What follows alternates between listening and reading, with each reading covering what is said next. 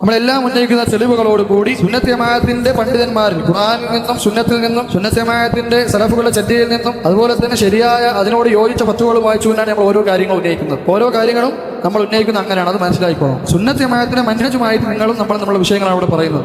നമ്മൾ സുന്നത്ത് ജമാഅത്തിന്റെ ഇവിടുത്തെ യഥാർത്ഥ ആളുകളെ നിന്ന് നിങ്ങൾ എന്തുകൊണ്ട് വിദഗ്ധമാവുന്നു, നിങ്ങൾ എന്തുകൊണ്ട് നമ്മൾ പുറത്താക്കി നിർത്തിയിരിക്കുന്നു, നിങ്ങൾ അകത്തായിട്ടില്ല പുറത്താക്കാൻ വേണ്ടിയിട്ട് നിങ്ങൾ അകത്ത് കയറ്റാത്ത എന്താണ് പ്രശ്നം, നമ്മൾ എന്തുകൊണ്ട് അകത്ത് കയറ്റാത്തത് എന്ന് നമ്മൾ പറഞ്ഞു തരികയാണ്. ഒന്ന്. അപ്പോൾ അത് നാലാമത്തെ കാര്യം. അഞ്ചാമത്തെ കാര്യം അൽ അംറു ബിൽ മഅറൂഫ് വന്നഹ്യു അനിൽ മുൻകർ എന്ന് പറഞ്ഞു കഴിഞ്ഞാൽ ഇസ്ലാമിന്റെ അടിസ്ഥാന തത്വമാണ്. അല്ലാഹു സുബ്ഹാനഹു വ തആല പറഞ്ഞു, കുൻതും ഖൈറ ഉമ്മത്തിൻ ഉഖ്രിജത് ലിന്നാസ് തഅമുറൂന ബിൽ മഅറൂഫി വതൻഹൗന അനിൽ മുൻകർ. നമ്മൾ അല്ലാഹു സുബ്ഹാനഹു വ തആല പുറത്തെടുത്ത സമുദായങ്ങളിൽ ഏറ്റവും ഉത്തമമായ സമുദായമാണ്. എന്തുകൊണ്ട്? നമ്മൾ നന്മ കൽപ്പിക്കുകയും തിന്മ വിരോധിക്കുകയും ചെയ്യുന്നു. അതിനുശേഷമാണ് അല്ലാഹു എന്ത് പറഞ്ഞത്? വതുഅ്മിനൂന ബില്ലാഹി എന്ന് പറഞ്ഞത്. അല്ലാഹു സുബ്ഹാനഹു വ തആല പറഞ്ഞു, ഇന്നല്ലദീന കഫറൂ മിൻ ബനീ ഇസ്രായീല അലാ ലിസാനി ദാവൂദ വ ഈസ ഇബ്നു മറിയം ദാലിക ബിമാ അസൗ വകാനൂ യഅ്തദൂൻ കാനൂ ലാ യതനാഹൗന അൻ മുൻകരിൻ ഫഅലൂഹു. എന്തുകൊണ്ടാണ് ബനീ ഇസ്രായേൽ ശപിക്കപ്പെട്ടത്? അവർ തിന്മ ചെയ്താൽ തമ്മിൽ ഇൻകാർ ചെയ്യുമായിരുന്നില്ല. എന്താ ശൈഖുൽ ഇസ്ലാം അതിന്റെ ശബ്ദമായിട്ട് പറഞ്ഞത്? ലാഹിറായിട്ട് തിന്മ ചെയ്താൽ വജബ അൽ ഇൻകാറു അലാനിയതൻ, പ്രത്യക്ഷത്തിൽ അതിനെ എതിരിടണം എന്നാണ് ശൈഖുൽ ഇസ്ലാം പറഞ്ഞത്. അവരിൽ കാണുവാൻ സാധിക്കുന്നില്ല. അതിൽപ്പെട്ടതാണ് ഇന്ന് ഇപ്പോൾ ദാറുൽ ബിറിന് കീഴിൽ സാജിദ് ദർസെടുക്കുന്നത്. സുഹൈൽ എഴുതിയ എഴുത്ത് കയ്യിലുണ്ടോ? നമ്മുടെ സഹോദരൻ അബൂ ഇബ്രാഹിം സുഹൈൽ റഹ്മത്തുള്ളാഹു തആല അദ്ദേഹത്തിന് അല്ലാഹു സുബ്ഹാനഹു ദീർഘായുസ്സും ഇൽമും വർദ്ധിപ്പിച്ച് നൽകട്ടെ. അദ്ദേഹം എഴുതിയ ഒരു എഴുത്ത് ഞാൻ വായിച്ചു തരാം. ഇഹ്യാഉ തുറാസ് എന്ന സംഘടന തങ്ങളുടെ പണം കൊണ്ട് ലോകത്താകമാനമുള്ള സലഫുകൾക്കിടയിൽ ഉണ്ടാക്കിയ ഭിന്നിപ്പുകൾ അറിയപ്പെട്ടതാണ്. അത് കേരളത്തിൽ ഒരു പുസ്തക രൂപത്തിൽ സൗദിയിലെ ഒരു ഷെയ്ഖിന്റെ വാക്കുകൾ മലയാളീകരിച്ച് ഇറക്കിയ ആളാണ് സാജിദ് ബിൻ ഷരീഫ്. അതിന് മറുപടി എഴുതിയ വിസ്തംകാരന് മറുപടിയായ ഒരു ലേഖനവും സാജിദ് എഴുതിയിട്ടുണ്ട്. എല്ലാത്തിനും ഒടുവിൽ കേൾക്കുന്നത് ഷർറിന്റെ കാര്യത്തിൽ ഇഹ്യാഉ തുറാസിനോട് സാമ്യപ്പെടുന്ന മറ്റൊരു സംഘടനയായ ജംഇയ്യത്തുൽ ബിറിന്റെ വേദിയിലാണ് അവനിപ്പോൾ ക്ലാസ് എടുക്കുന്നതെന്നാണ്. ആ പള്ളിയുടെ പേരെന്ത്? ഇബ്രാഹിം ഖലീൽ മസ്ജിദോ, ദുബായിൽ. ആ പള്ളിയിൽ സാജിദിന്റെ പോസ്റ്റർ വന്നു. എന്റെ മുകളിൽ ദാറുൽ ബിർ എന്ന് പറയുന്ന ഒരു സംഘടനയുടെ ഒരു എംബ്ലം നിങ്ങളെല്ലാം കണ്ടിരിക്കും. സാജിദ് ദർസ് എടുക്കുന്നതിന്റെ അനൗൺസ് ചെയ്തതിന്റെ പോസ്റ്ററിന്റെ മുകളിൽ ദാറുൽ ബിർ എന്ന് പറയുന്ന സംഘടനയുടെ എംബ്ലം ഉണ്ടായി. ആ ദാറുൽ ബിറിനെ കുറിച്ച് ജംഇയ്യത്തുൽ ബിറിനെയും ഇഹ്യാഉ തുറാസിനെയും സൗദിയിലെ ഷെയ്ഖായ അൽ അല്ലാമ മുഹമ്മദ് ബിൻ അബ്ദുൽ വഹാബ് അൽ ബന്ന റഹ്മത്തുള്ളാഹു തആല വിശേഷിപ്പിക്കുന്നത് നോക്കൂ. മുഹമ്മദ് അബ്ദുൽ വഹാബ് അൽ ബന്ന റഹ്മത്തുള്ളാഹു തആല മരണപ്പെട്ട സൗദിയിൽ മരണപ്പെട്ട പണ്ഡിതനാണ്. അദ്ദേഹം പറഞ്ഞു, ഈ കാലഘട്ടത്തിൽ സലഫി ദഅവത്തിന് നേരെയുള്ള ഏറ്റവും വലിയ അപകടങ്ങളാണ് ഇഹ്യാഉ തുറാസും ജംഇയ്യത്തുൽ ബിറും.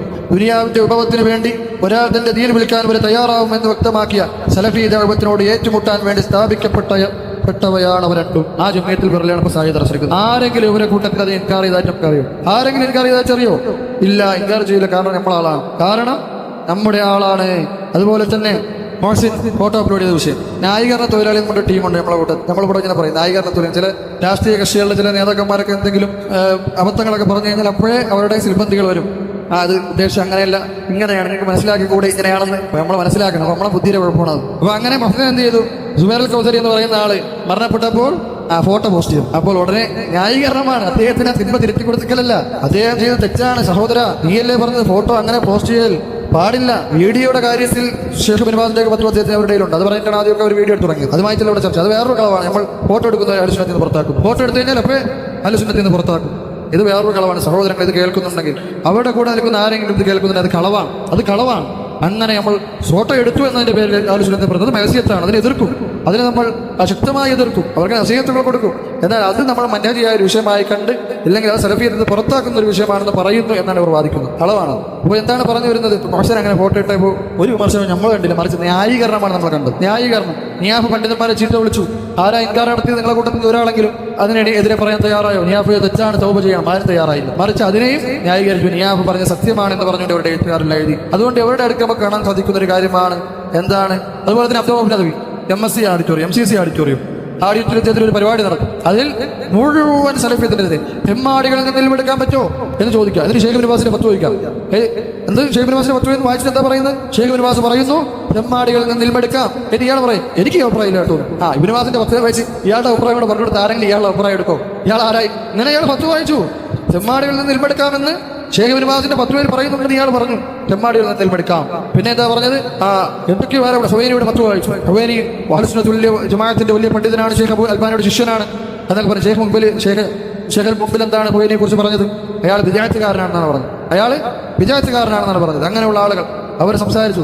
എന്നിട്ട് ഷാഹിദ് മറുപടി പറഞ്ഞു റഹ്മത്തുള്ളാഹി തആല അതിനെതിരെ അക്കമിട്ടുകൊണ്ട് അബ്ദുൽ നബിയുടെ ഓരോ വാദങ്ങൾക്കും മറുപടി പറഞ്ഞു. അവർ തിരുത്താൻ പോലും തയ്യാറായിട്ടില്ല. അത് അടുത്തൊരു വിഷയമാണ്. ആരെങ്കിലും ഇവരെ കൂട്ടത്തിൽ നിന്ന് അബ്ദുൽ നബി നിങ്ങൾ പറഞ്ഞത് തെറ്റാണ്, അത് നിങ്ങൾ തൗബ ചെയ്യണം, നമ്മുടെ മൻഹജിനോട് നിങ്ങൾ സത്യത്തിന്റെ ആളുകളാണ് അങ്ങനെ പറയണം.